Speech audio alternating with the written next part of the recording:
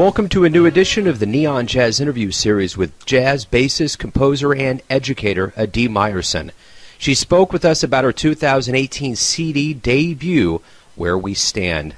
Adi was born in San Francisco to American parents. At 2, she relocated with her family to Jerusalem, Israel, where she grew up and got her musical training at the prestigious Charles A. Smith Jerusalem High School of the Arts on bass guitar at the age of 14. 3 years later, she came across the great Sonny Rollins record, +4, and fell in love with jazz, and the rest is history. She would go into making that jazz dream come true, and she's been really good at it. She talked about all of that and so much more, so please get to know her and dig this interview, my friends. First of all, thank you for taking a minute out for Neon Jazz. I appreciate it. Absolutely. Thanks for reaching out. So let's start off here with your debut album, 2018's Where We Stand. Talk to me about this project, and how do you feel about this project overall? You know, I'm pretty proud of it. It was a long time in the making, and I'm happy with the results overall. And, you know, it's something that I can say, wow, I really put a lot of work into this, and this is truly mine. It truly is me. It represents my personality and my music for the time being in the way that I want it to be represented. I mean, of course, you can always be hard on yourself, and you can, you know, critique a bunch of things, but just as an overall project, I think it came out pretty good, and I'm happy with it. You know, and I guess that's one of the things I like to ask, too, when artists release albums. You know, yours is pretty concrete. You know, this is where we stand, meaning right now. What do you view this as? Do you view this as a timestamp in your life of artistic creativity? Do you view this as the beginning of releasing material? How do you view this project? I mean, I think it's both those things. An album is kind of like a musical photograph, like a sound photograph, if you want to think of it that way. I mean, in some of these albums, they become timeless, but they become timeless, but they still represent a certain time in a certain musician's career. So I think it's definitely both of those things. It's just the beginning. It's kind of like a little peek into, like, you know, me and who I am and what I do and what I'm here to do. But also just, you know, that this is the first one and this is just the beginning. And this is, you know, me in 2018, and maybe me in 2020 would be something different or evolved or something. So, yeah. Cool. It's both of those things. Right on. So it seems to me a lot of people in the world kind of start either in Europe or Israel and make their way to the States, but you did it the other way. You were born in San Francisco and at 2 major ways to Jerusalem. Talk to me about your journey geographically and how you got into music and jazz. I mean, I don't really remember much from being a kid in San Francisco. I think my first early childhood memories are definitely from Israel. And I definitely say, you know, I grew up in Israel because I don't remember. But that being said, you know, I spent some time this summer in the Bay in San Francisco and in Berkeley and in Oakland, and there's definitely some kind of strange connection that I have to those places. But the way I got into music, I guess I've kind of been interested in it always, but it took a long time for me to kind of, you know, I wanted lessons when I was younger for all these instruments, and it kind of never really happened. On my parents' side, there was kind of like, we always kind of started it, but we never followed through on anything. And I started playing electric bass when I was about 14 because I just, you know, I had some cash and I wanted to buy a bass. So I bought a bass and I got a teacher and kind of did it all myself. And that was like the beginning of my journey with music and playing music on an actual instrument.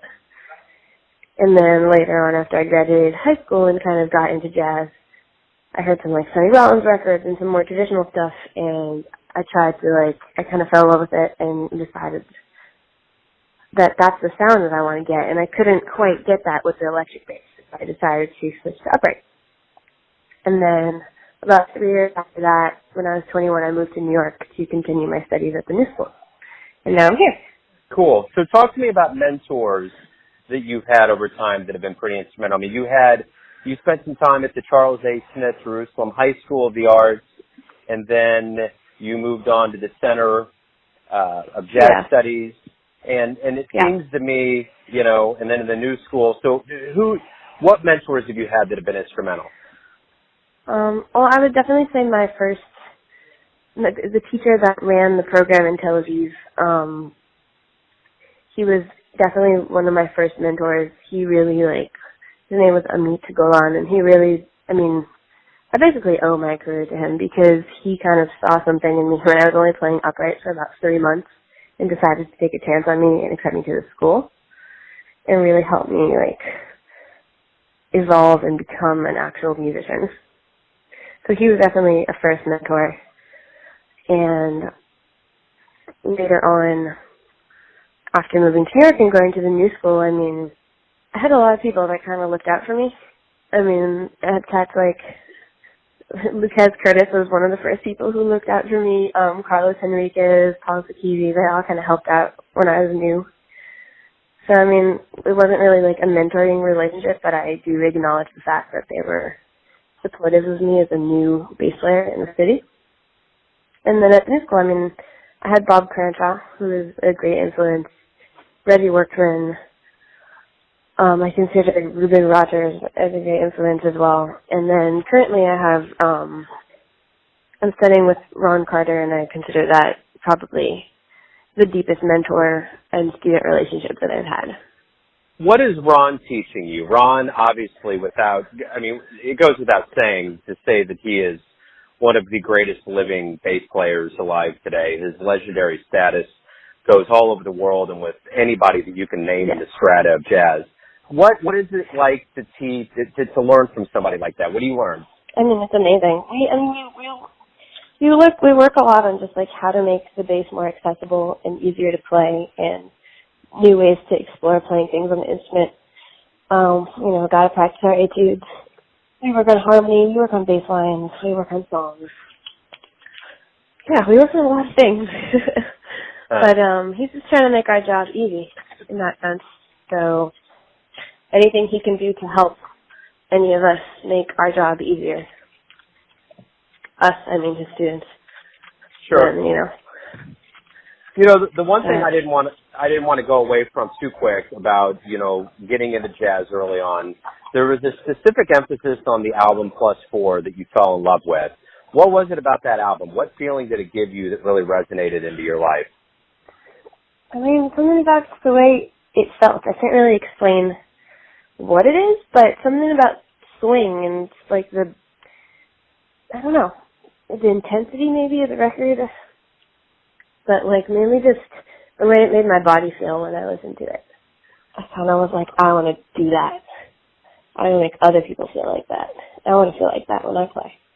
It seems to me there's a lot of musicians that are coming out of Israel, and this is a bigger statement for even jazz musicians from around the world. It used to be years and years ago, musicians were leaving America to go to other parts of the world, and now other musicians from other parts of the world are learning jazz and coming to America. Talk to me a little bit about kind of the creative cauldron of jazz that's happening in Israel that's coming to America. Well, I mentioned before my teacher, Amit Golan, who was, I think, probably one of the people that really founded an actual jazz scene and jazz education system in Israel. And really, he studied at the New School, and he studied with Barry Harris, and he learned that system, and he really put a lot of emphasis on making it an art form that you don't teach in academia, you teach it as a mentor-student relationship, and you teach it from word to mouth in that sense.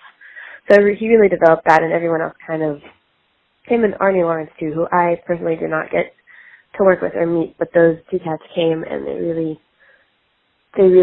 created jazz education in Israel. And then everyone kind of followed their footsteps. A lot of people would come after going to school in New York and come back and would bring what they learned.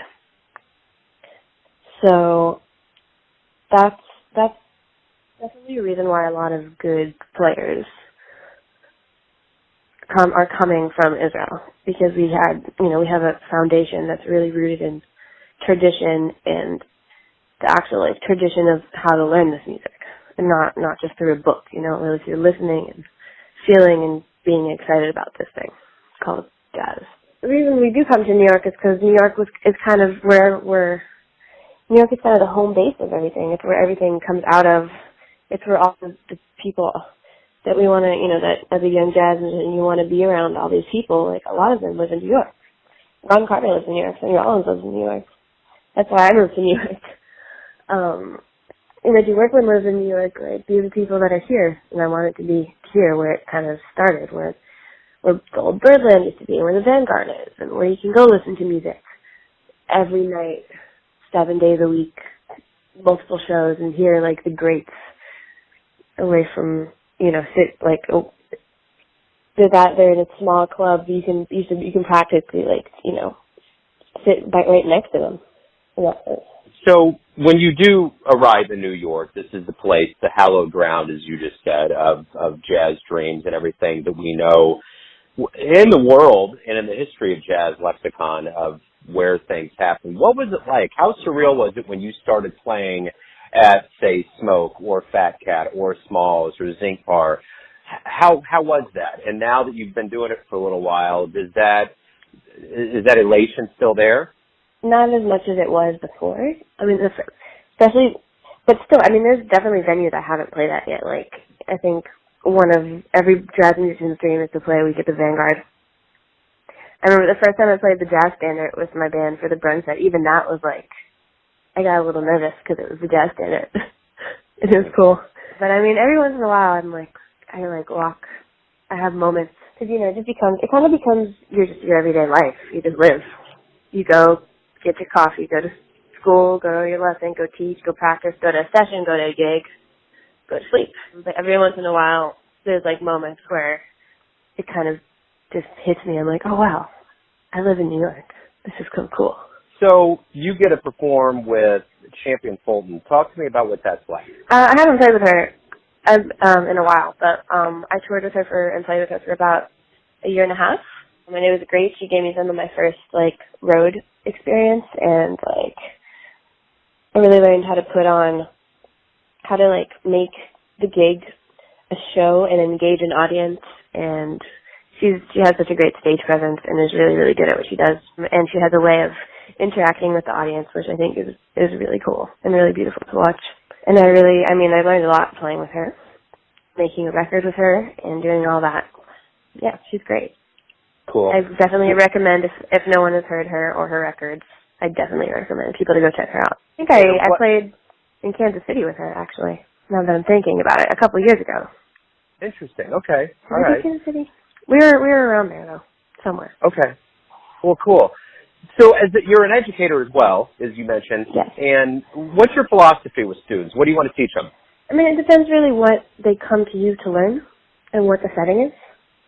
Because, you want to, like my teacher says, can't believe I'm repeating this on the radio, but he says you want to teach the student and not teach the class, which I think is really cool.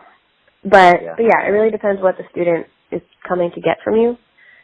But I try to always have this philosophy of, trying really to understand why these kids like this music and kind of not forget about sharing the passion that I have for this music with them, because that's how I got into it. Because my teacher was so passionate about it that I just was like, oh, this must be the greatest thing in the world.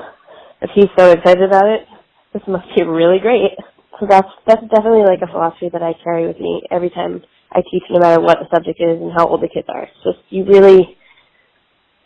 to be into it. You got to love it and show them that you love it. Because if you don't love it, then they're not going to get excited about it. They're not going to learn anything. They're not going to get into it. So why do you love jazz? Because it's a lot of things. It's not just a musical style. It's also a community and a lifestyle. And as an art form, I think it's definitely a way that I found a way to express myself that I found that's not necessarily it's a little bit more abstract than other things, which I think suits me personally in that sense as a way of expression. And I feel comfortable in it, and I feel like it's somehow a part of me. Honestly, though, I would say that about any kind of music that's good. Yeah, if it makes you absolutely. feel good, if it makes you move, if it does something to you, then that you're doing it right, no matter what the style is. What live jazz shows have you seen that have left a really deep impression on you? There was a show in Central Park like 3 years ago, I think. It was a summer stage show. It was a triple bill. It was Ron Carter's band, Roy Haynes' band, and McCoy Tyner's band. It started with Ron, and it was really great, and then the last song just started like pouring rain.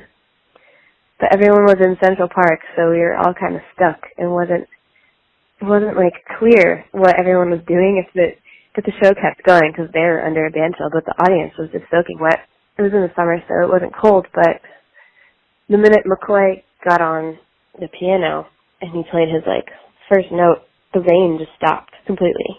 And you kind of looked around and there was just all these people just soaking wet that just stayed for the music. And that was definitely like a memorable, uplifting, spiritual moment, I think, in a concert.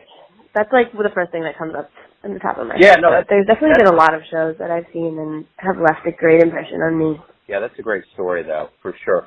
So let me ask you this. Everyone has an interpretation or a perception of you. Your family, your friends, your fans, your students, but you know yourself best. You're with yourself. You know yourself every day. Who do you think you are? I am me. What do you mean? What does that mean? I mean, I'm just a person. I'm just a human trying to be good, live a good life, and live a fulfilling, happy life, and be nice to other people, and be good to myself, and be honest to myself, and not put myself in situations that I don't want to be in because unless I absolutely have to. But, I don't know. I'm just trying to be just a human that is a vessel for this music that's just trying to share it with other people. That's good. Final question is this. What does your future look like? What do you want to see happen, say, in 5 years from now? I definitely want to make more records. I want to be able to bring the band on the road and kind of get it out of New York a little bit, get the project out of New York, and really be able to travel with my full band. I think that would be it's definitely something I'm working towards right now. I want to write more music, do other projects. I want to write a string quartet piece. What else? I want to be really good at the bass. I want to be able to play giant steps, a Coltrane solo on giant steps on the bass. Hopefully that won't take me 5 years. Just kidding. Cool. No, that would be cool to me. Yeah. Just kind of continue what I'm on now, and there's a few like specific goals that I'm working towards, but on a like larger scheme of things, I want to be working with my band and touring with my band and making more music and just putting out good stuff and working with great musicians and living a happy and healthy life. Perfect.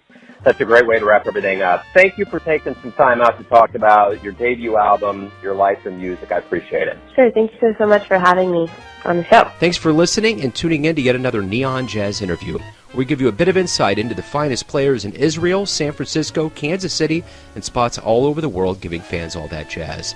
And thanks to Adi for her time, music, and her stories. If you want to hear more interviews, go to Famous Interviews with Joe Domino on the iTunes Store. Visit neonjazz at youtube.com, and for everything Neon Jazz, go to the neonjazz.blogspot.com. Until next time, enjoy the jazz, my friends.